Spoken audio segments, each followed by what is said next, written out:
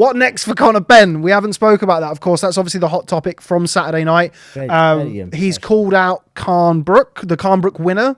He's also called out the Can Man himself, Adrian Broner.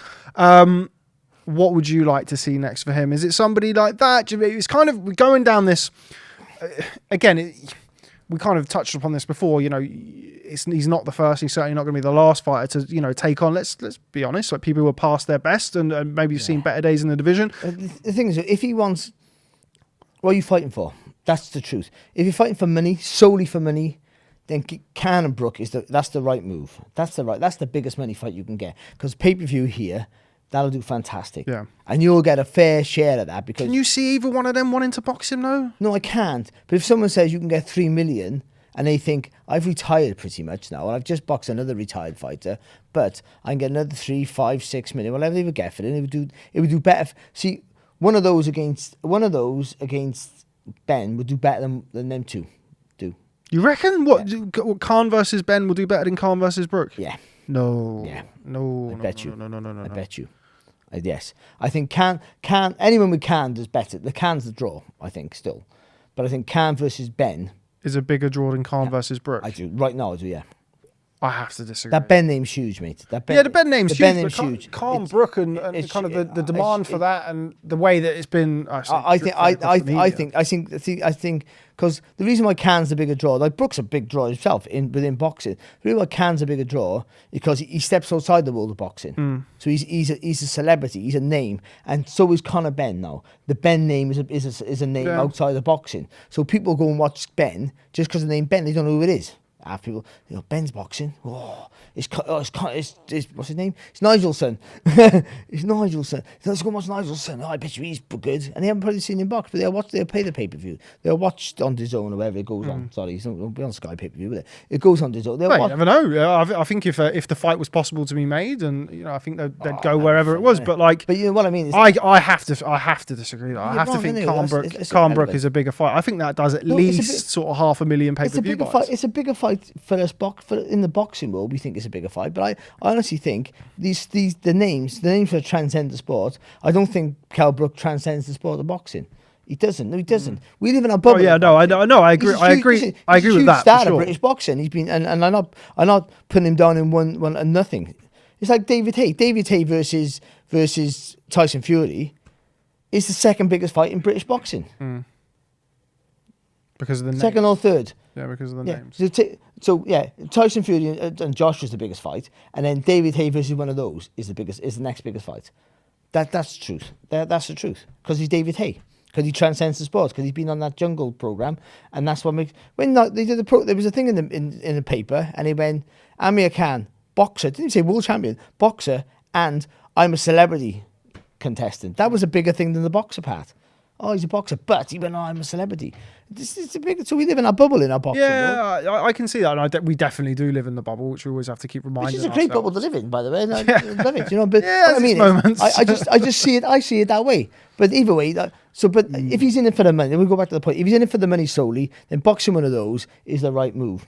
Let us know what you think in the comments, whether you think that Khan Brook or Khan Ben, who's right, me or Barry? I think personally Khan Brook that is of course if you have watched and subscribed and liked, you might not have. Yeah, only do that after you've liked and subscribed and turned your notifications on, and then comment and let us know what you think is a bigger fight. But if he's in it for respect, like he talks about, and I almost said the word legacy then, but if I ever say legacy, punch me in the face, and if you can catch me. But if respect or a blueprint you want to leave, a footprint you want to leave, I should say, then there's the fights. Avanesyan's a better fight for you. Say that again. Avanesyan. Well, whatever. The guy with the Russian guy. The guy with Carl Greaves. Is he Russian? He's not Russian. He's Armenian, I think. Armenian Russian. Well, that's worse than what I said. I got his name wrong. I think he has Russian citizenship. He's Russian citizenship. But anyway, forget about that. But that's the fight. That's a better fight for him. We would have more respect as boxing fans if he boxed him. Yeah. Or Kavaliauskas. The Russian. Meat machine. He's not Russian. No, he's not Russian. He's Lithuanian. No, but geography lessons with Barry Jones. Yeah. No, the former Eastern Bloc fighter.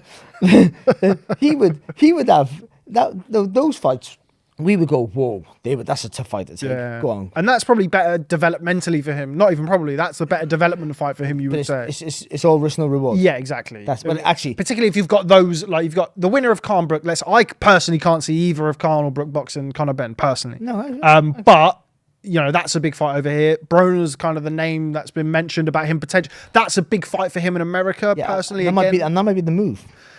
I would be surprised to see it happen. I know we've seen in recent weeks, Broner's been all over Twitter saying, oh, well, I might have to go and see Eddie Hearn and box on the zone. And, from what you can see publicly, apparently the relationship between him, Heyman and PBC is not necessarily as strong as it has been. But when you've invested so much money into him over the years as they have, and you've made so much money together, I can't see...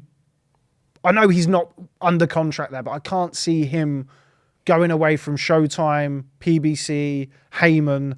to then go and what he's doing in that fight. Look, I give him pretty much no chance of winning that fight. The Broner of the last 4, 5, 6 years even isn't the Broner that we saw at super feather, lightweight. Yeah, no. He's not that anymore. He's still good. But yeah, but not big enough. Yeah, well, I don't know if he is still good. I mean, his last fight, Giovanni Santiago, he lost that fight. He should have, right there, Jordan. He lost that fight. He certainly should have lost that fight. He did nothing for the whole fight. Shouldn't be texting when you're meant to be working, there mate. Guys, awful, unprofessional on the Boxing Social podcast. Rob will sack him. But I don't see Broner being fed as the sacrificial lamb to allow Conor Benn, a Matchroom, DAZN guy. Broner won't see it that way, and also. No, I'm not saying Broner sees it that way, but I'm seeing the people who signed his checks for the last 10 years, The reason why that fight will happen is because Broner will go, yeah, I'll fight him, no problem, give me 4 million. And they'll go, don't be so stupid. Because maybe that might be his benchmark. See, I don't know what he gets. Yeah, I mean, he's paid good money. Ridiculously well paid, but overpaid. If you're an American, say you're Heyman, your PBC, if you're going to feed Adrian Broner to somebody, you're feeding him to a PBC fighter, surely. Yeah. But Eddie Hearn has publicly said about his fighters, he's happy for them to fight on other channels. I'm sure he's happy for them to fight on other channels because they've got all of the subscribers in America and they've got the big platforms in America. Maybe kind of 18 months ago, 2 years ago, when DAZN USA was more of a focus for DAZN, we saw the comments of John Skipper and they're focusing on other territories and what have you, obviously over in the UK this year.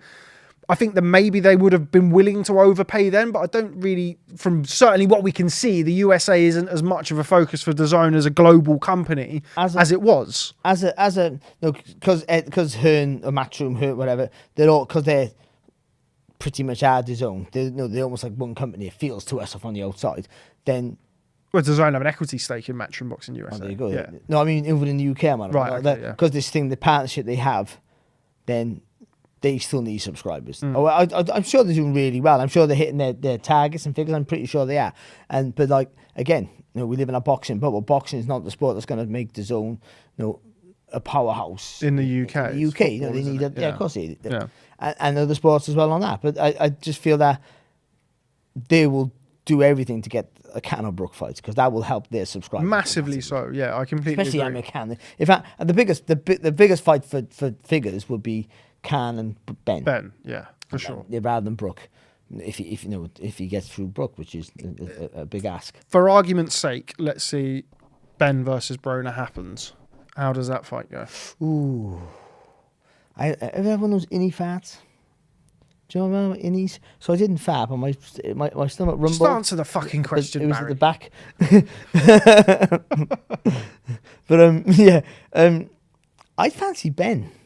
Well, yeah, I fancy Ben as well. I think he might go the distance. To be honest, Broner is a tough so and so. But I think Ben has shown a maturity to his work now. It's mad. It's mad when you think about what you're saying that Ben could be Broner. Because Broner is just being an absolute talent. I said something similar about Chris Algieri. Like you go back 4, 5, 6 years ago. I think when Ben made his debut, 5, 6 years ago. And around the time, Algieri wasn't world champion at the time, but he still boxed your Spencers, your Khans, those type of guys. If you would have said one day that Ben would have boxed Algieri as a headline event, knocked him out in 4 rounds, and then after that would be I think he'd be a sizable favourite against Adrian Broner, 4-weight world champion who came up and had these wins on the way up and fought Sean Porter and all of these other guys admitted in defeat in that fight. You'd have been locked in a padded room somewhere. See, I didn't. No, Saturday, and it was going about. No, first, you've got people going, that was a great win. We all said it was a great win. We sat ringside, of course, We're not trying to get a job with his own. But no, it's not a joking. No, we all said it was a great. Eddie's a great win. Look at me, Ed, look at me. But it's but it was. I didn't focus on who he beat. I focused on the way he boxed. Yeah. I think whoever he was in against, he was in against a journeyman. The way he boxed, the thought in his work, the concentration, the patience, everything about his work was fantastic. And so who he boxed to me was almost irrelevant. It's not irrelevant, but that's what I felt like, because I said the way he boxed, the improvements, the way he's thinking about his work, there was thought in everything he did, and that was massively impressive. And that's great for moving on in going up in stages. The problem is he's at the stage now where there's big jumps now. There's always little jumps. Yeah. You feel like they're big jumps till you get to the top. There's not. No, especially in his division. Now you're getting on that top 15 in the world, or top 5 in his mind. You think that way. You should not. You should think that way. Yeah, I mean, every fighter thinks they're the best in the division, really. Yeah, realistically, most of them do. Yeah, but you know what I mean? Not us lucky bastards. It's like, woo, yeah, champion of the world. but you know, but he's not. That's the reality of it. He's not top 5 in the world, because it's until he proves it. Of course. No, we're saying that he's there. Well, I'll prove you wrong, and carry on. He's done it so far. You got to carry on. But I think how he boxed, the way he boxed, was fantastic. But Algieri, I still feel, was a good opponent for him. Perfect, and he's been a good fighter, but not the fighter everyone made out he was. Let's be realistic with that as well. Has he ever been the A side in a fight, Chris Algieri? No. But that's nothing wrong with that. That is commercial. No, that's just popped into my head now. But has he ever been in a big fight he's supposed to win? Really, is what I was kind of coming. I wouldn't have thought so. No, because even Provodnikov. With Provodnikov at the time, they were trying to line up. But name another really good win he's had. Exactly. So he had one good win, and a great win it was, because Provodnikov was a monster at the time. Yeah, he was tough as anything. He was supposed to go in. That's why Algieri ended up boxing Pacquiao. He was supposed to go into Pacquiao. And what a fight that would have been, by the way. Even though Pacquiao wins, but not easy. That would have been a great win. Nobody beats Provodnikov. But he's no, again, people say it all the time. You always got to be careful judging a person on his losses, and that's what Algieri's career has been judged on. Yeah. I'm not discrediting him, because he's been a world champion and a genuine world champion, and he could beat a good fighter to win it, and he's had a good career, and he's been a good world class fighter, but just getting beat by better fighters. And that's, so you judge him on that. And then they may end up going, how tough he actually is. And that shouldn't be the case. But Ben was, all that can go out the window, Ben was almost punch perfect. He even took some punches in the early rounds. When you're aggressive, you're going to have to. But in the end, he just shut Algieri down with the menacing demeanor he had, with his good jab, footwork. In the end, the output of Algieri was next to nothing in the end. Right, we're going to have to move on, because we've got a lot to get through. But before we do, I just want one name. It's just the opportunity to listen to Barry's pronunciations again. No. Who do you want to see next for Conor Benn? Broner. You want to see that fight next? I'd love to see, yeah. I'm not a fan of Broner as a person. His public persona as a person. I don't know him personally. He might be a saint, but the way I dogged it. But the way he acts, he's none of me. You know what I mean? I don't like all that stuff. The things he's said and done over the years in public, I haven't been a fan of it. So I appreciate his talent, and he's been really talented. He was a potentially great fighter who ate himself out of a career.